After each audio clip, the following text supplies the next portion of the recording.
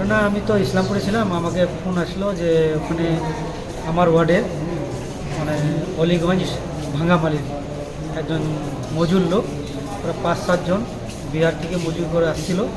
বিহার বেঙ্গলের বর্ডারে কিছু দুষ্কৃতী ওদের উপরে হামলা করে। হামলা করার পরে 3জন ছিল, ওরা 2জন পালা যায়, একজন ধরা পড়ার পরে ওকে ধরে আমাদের ওখানে যে চোক আছে কবরস্থান চোক, ওখানে ওকে বাঁধে রাখছিল। আর আমি যখন খবর শুনলাম যে ওকে চাকু মারি দিয়েছে, তো আমি ছুটে হসপিটালে আসলাম। হসপিটালে এখন দেখছি ওর অবস্থা খুবই খারাপ আছে। এক্সরে করা হলো, ডাক্তার এখন দেখতেছে, শ্বাসকষ্ট পাচ্ছে। ঘটনা এই হয়েছে, এরা আসছিল কাজ করে বিহার থেকে, আর ওরা এখান থেকে কিন্তু দারু খেয়ে যায়। ওরা আসছিল মাঝখানে, এরা বিড়ি খাওয়ার জন্য দাঁড়াইছিল সাইডে, আর এরা এদিক থেকে যায় লাগাইছে দাফড়া। ওরা ওই পানাসি থেকে কোথায় থেকে আসছিল, ওরা বিহার থেকে।